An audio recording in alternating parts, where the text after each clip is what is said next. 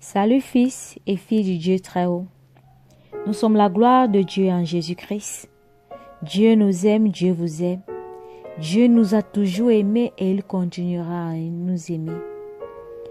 Nous sommes des êtres d'amour, des êtres aimants, remplis de son esprit.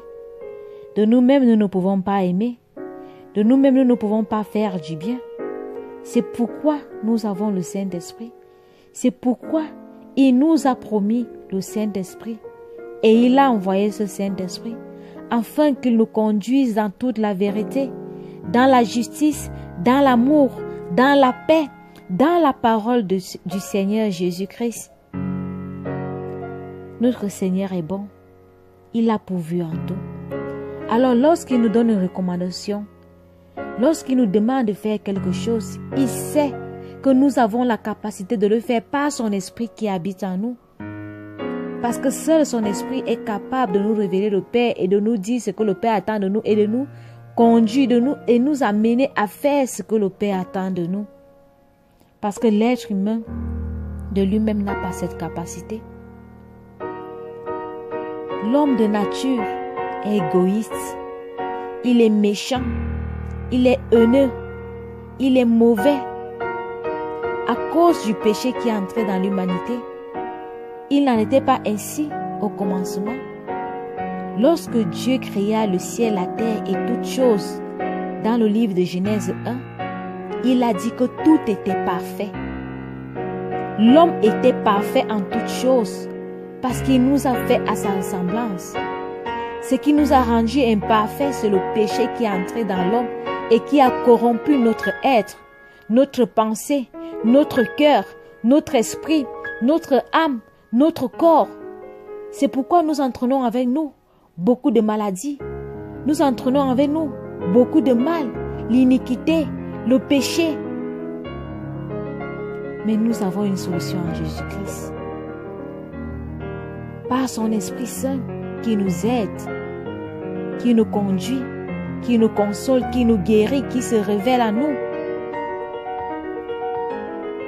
À cause de cette nature qui a été corrompue dans le jardin d'Éden, le mal est entré en l'homme, l'iniquité est entrée en l'homme. C'est pourquoi lorsque Jésus est arrivé sur terre, c'est vrai, il est venu accomplir la loi et les prophètes, mais il nous a dit qu'il nous donne un commandement nouveau. Parce qu'en ce commandement, nous pouvons accomplir toute la loi de l'Éternel. Dans le livre de Jean 13, dans son verset 34 à 35, il est dit: « Je vous donne un commandement nouveau. Aimez-vous les uns les autres comme je vous ai aimé. Vous aussi, aimez-vous les uns les autres. À ceci, tous connaîtront que vous êtes mes disciples. Vous avez de l'amour les uns pour les autres. » Alléluia.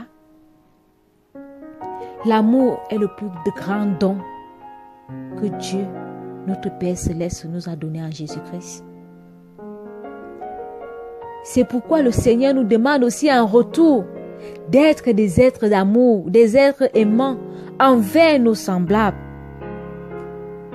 Parce que il est difficile d'aimer. Nous pouvons aimer ceux qui nous font du bien, ceux qui sont de nos familles, nos amis, mais ceux qui nous font du mal, il est difficile pour nous en tant qu'hommes de manifester cet amour.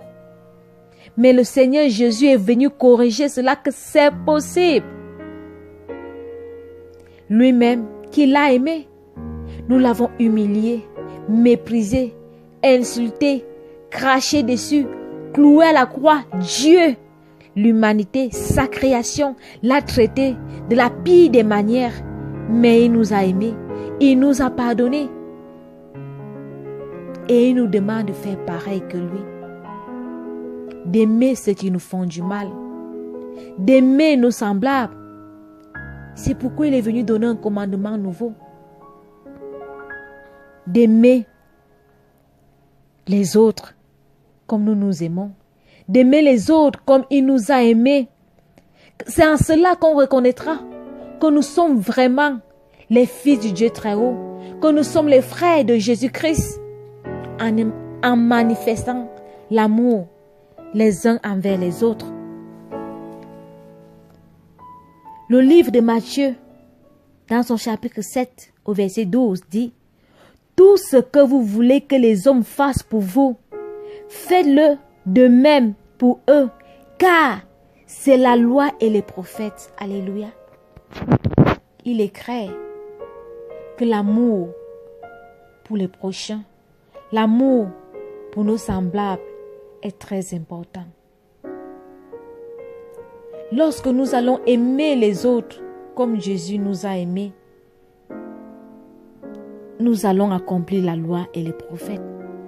Lorsque nous allons aimer les autres, nos ennemis, ceux qui nous font du mal, qui nous persécutent, comme Jésus a aimé, nous serons tels que lui.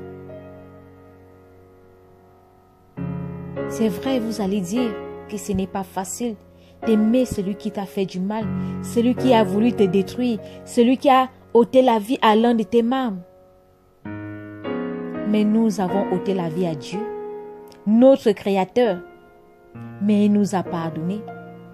Il nous a pardonné. Il nous a remplis de son amour. Et il fait toutes choses bonnes pour nous. Alors, soyons ses imitateurs. Soyons comme lui. Tel il est, tel nous sommes. C'est possible. Pas de nous-mêmes, mais par son esprit qui habite en nous. Manifestons l'amour envers les autorités, envers nos semblables, envers nos amis, envers nos ennemis, envers ceux qui nous persécutent, envers ceux qui nous font du mal.